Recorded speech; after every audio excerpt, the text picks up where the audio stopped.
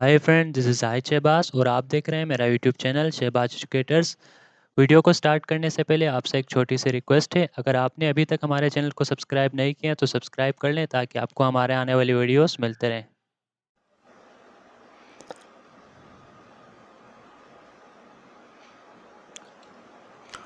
तो हम class 9 physics chapter number 8 को डिस्कस कर रहे थे और उसमें हमने कुछ टॉपिक्स डिस्कस कर लिए थे। आज हम देखेंगे कि पोटेंशियल एनर्जी क्या है। उसके बाद हम देखेंगे किस तरह हम पोटेंशियल एनर्जी के फार्मूले को डिराइव कर सकते हैं और आखिर में हम पोटेंशियल एनर्जी की जो फार्मूला है उसको यूज़ करते हुए हम एक न्यूमेरिकल को सॉल्व करेंगे। तो हम आज लेक्चर को स्टार्ट करते हैं। तो सबसे पहला है पोटेंशियल एनर्जी। पोटेंशियल एनर्जी क्या है? मतलब the energy that is possess by virtue of its position, shape और स्टेट ऑफ अ सिस्टम। मतलब वो एनर्जी जो किसी भी ऑब्जेक्ट में उसकी पोजीशन की वजह से या उसकी शेप की वजह से या उसकी स्टेट ऑफ अ सिस्टम की वजह से उसमें स्टोर हो जाए, उसे हम क्या कहेंगे? पोटेंशियल एनर्जी कहेंगे। या आप यहाँ पे सिर्फ पोजीशन लिख दें तब भी काफ़ी है। मतलब जनरल तौर पर वो एनर्जी जो किसी भी ऑब्जेक्ट में उसकी पोजीशन की वजह से स्टोर हो जाए उसे हम क्या कहेंगे? पोटेंशियल एनर्जी कहेंगे। जिस तरह मैंने आपको काइनेटिक एनर्जी के एग्जांपल में कहा था कि हमने एक बॉल ले लिया और नीचे हमने ग्लास रख दिया, उसको हमने आराम से रख दिया तो वो क्या हो जाएगा? नहीं टूटेगा। फ़र्ज़ करें हमने क्या कर दिया, उसको ज़ोर से फेंक दिया तो वो क्या हो जाएगा? टूट जाएगा। मतलब हमने ज़ोर से जो फेंकने की वजह से उसमें कोई चीज़ स्टोर हो गई जिसने क्या कर दिया? गिलास को तोड़ दिया। मतलब उस जो चीज़ स्टोर हो गई उसको हमने काइनेटिक एनर्जी का नाम दे दिया।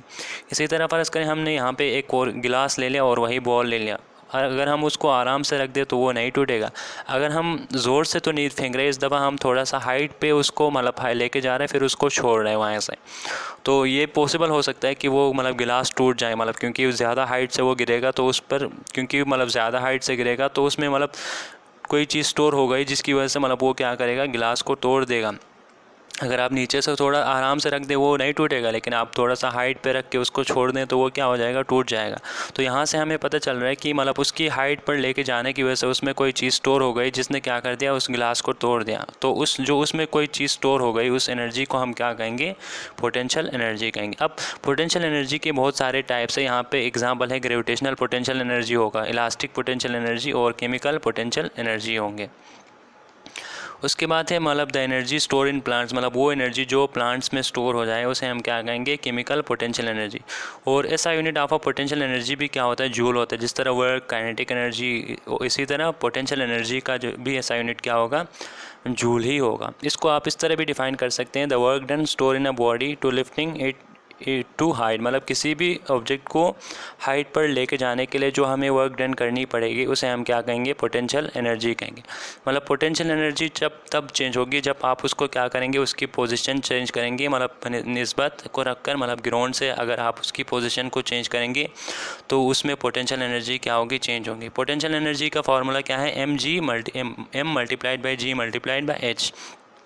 यहाँ से हमें पता है कि मास और ग्रेविटेशनल एक्सीलरेशन जो है वो ज़मीन के सरफेस पर तो कांस्टेंट है। तो यहाँ से पोटेंशियल एनर्जी ज़्यादातर किस पर डिपेंड करें? मतलब हाइट पे डिपेंड करें। तो जैसे ही आप क्या करेंगे? उसकी हाइट को मतलब पोजीशन को चेंज करेंगे, पोटेंशियल एनर्जी भी क्या होगी? चेंज हो जाएगी। उसके बाद हम पोटेंशियल एनर्जी की मतलब जो फार्मूला है उसको कैसे डिराइव कर सकते हैं? टू डिराइव द एक्सप्रेशन, मतलब पोटेंशियल एनर्जी की जो एक्सप्रेशन है उसको डिराइव करने के लिए हम कंसीडर करें एक ऑब्जेक्ट है। मतलब हमने एक ऑब्जेक्ट को कंसीडर कर लिया, उस ऑब्जेक्ट को हमने कंसिडर कर लिया, उसका जो मास है उसको हमने एम कहा और उसको हमने एक हाइट पर रेस्ट किया। मतलब उसको हमने किसी हाइट पर लेके गए तो उस हाइट को हमने एच का नाम दिया फ्रॉम ग्राउंड। और उस work done in lifting height, मतलब उस वर्क डन जो कि लिफ्टिंग हाइट है वो किसके बराबर होगा? पोटेंशियल एनर्जी के। मतलब जितना पोटेंशियल एनर्जी होगा उतना मतलब वर्क डन उसमें स्टोर हो जाएगा। मतलब जितना पोटेंशियल एनर्जी होगा उतना उसको ऊपर लेके जाने के लिए मतलब वर्क डन करनी पड़ेगी। तो उस वजह से यहाँ पे जो जितना वर्क डन पड़ेगा उतना वो क्या होगा? उसकी पोटेंशियल एनर्जी में स्टोर हो जाएगा। मतलब जितना वर्क डन करेगा उतना वो पोटेंशियल एनर्जी होगा। तो यहाँ पे हम पोटेंशियल एनर्जी को हमने वर्क डन के बराबर कर दिया। मतलब हमने जितना वर्क डन कर दिया उतना उसमें क्या हो गया? पोटेंशियल एनर्जी स्टोर हो गई। तो हमने potential energy equal to work done कर लिया। और हमें वर्क डन किसके बराबर था? Force multiplied by distance. तो यहाँ से हमें फोर्स किसके बराबर होते हैं? वेट के बराबर। वेट किसके बराबर होते हैं? mg, मतलब mass multiplied by gravitational acceleration. तो यहाँ पे हमने फोर्स को इक्वल टू कर दिया mg के, और हाइट को मतलब डिस्टेंस को हमने हाइट में कन्वर्ट कर दिया।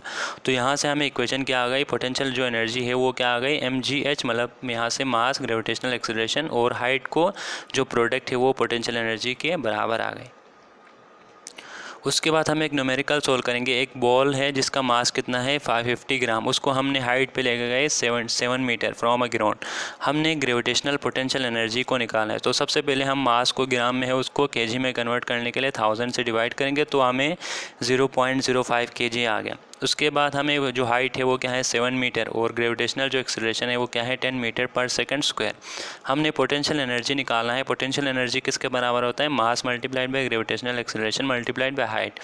तो मास हमारे पास क्या है 0.05, ग्रेविटेशनल एक्सीलरेशन 10 है, और हाइट कितना है 7 मीटर। इन सबको मल्टीप्लाई करेंगे तो हमारा आखिर में आंसर 3.5 जूल आ गया, जो कि मतलब उसको हाइट पर लेके जाने के लिए उस जाने से उसमें क्या हो गई, स्टोर हो गई। उसको हमने पोटेंशियल एनर्जी कहा, और वो हमें 3.5 जूल आ गया। तो आज का ये हमारा एक लेक्चर था। उम्मीद है कि आपको समझ आ गए होंगे। अगर आपको ये वीडियो पसंद आए तो आपने हमारे चैनल को सब्सक्राइब और बेल आइकन को भी दबा देना है, ताकि आपको हमारे आने वाले वीडियोस मिलते रहें। Thanks for watching.